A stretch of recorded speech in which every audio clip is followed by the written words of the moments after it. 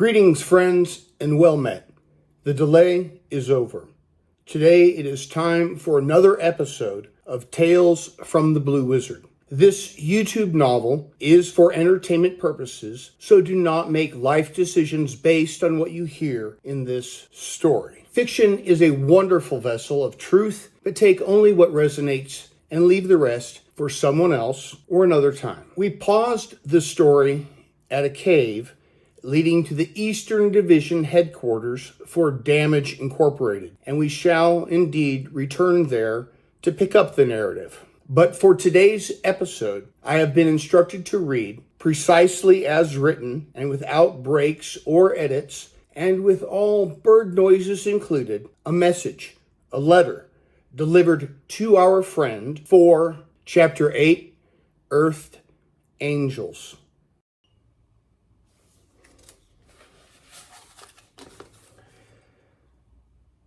The Watchers, we are called in some books.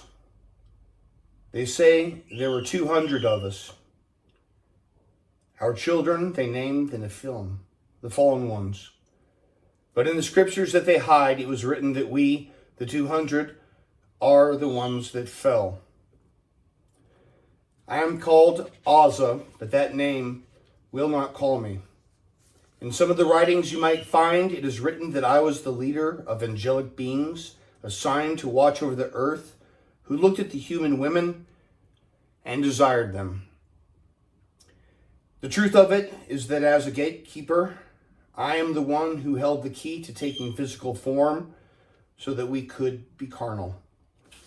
And yes, I did make them all take a binding oath to bear responsibility as a group for our wicked choice. I would like to say that I didn't know that some of them would walk around devouring people, but our kind sees that sort of thing, and part of my path to redemption is taking responsibility for my decisions. So I tell you truly that I wanted human women, and I unlocked a Pandora's box in the world to satisfy that desire. I don't know what it is about being incarnate that is tainted with violence, but I too have felt the violent urges. Even now, in this ordinary human shell, there are times when the flesh nearly takes over, restrained only by the higher nature of my spirit. I'm telling you this so that you might understand that an earth angel is not what you think it is. We are not shiny, sweet cherubs in white robes, descended in benevolence to assume for a moment a human form to assist in the great plan with subtle nudges. Earth angels are the watchers, and these human lives we live are our path to redemption or our inescapable hell. I've selected redemption, thank you very much, and it has been a hellish road. Let me offer this caution. None of us walking this earth know how many of us are seeking redemption, but it is certainly not all of us. A significant number, maybe 1 out of every 3 of us, remain defiant and hostile to humans. They don't care how deep of a karmic pit they dig for themselves. They are usually none of my concern. Our specific punishments are, of course, related to our specific crimes. Thankfully, I was a lover, not a terror. But all of us are fighters. We are a warrior species. Combine us with a violent species, and it is not a great result. I can see why it was expressly prohibited. It is probably best humankind believes that the monsters of old, the gigantic and the lesser, were just stories, not my decision. But it is my decision to confess to you my sins and my punishments, that it might edify you. When I chose a physical form to manifest after stepping through the unlocked gate, I selected an almost ordinary human form, tall for the time, but not a giant. I would cast my gaze upon any woman, and upon seeing my eyes, she would be unable to resist. And I was insatiable, and in my selfishness, cruel. I may not have broken bodies, but I broke hearts. Having had both my body and my heart broken, I assure you that the physical pain is the lesser.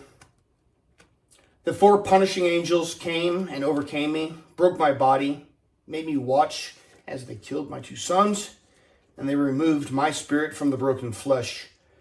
My punishment was then announced to me, that I, who so desired to incarnate that I was willing to betray my position as a gatekeeper and introduce great evils to humankind, would from that point on walk this earth again and again, lifetime after lifetime, not as a God among men, but as an ordinary man, thirsting for love and finding only fleeting moments before another heartbreak. It is written that I fall perpetually with one eye open and one eye shut. I'll explain that for you, so you all will have a clearer picture of my fate.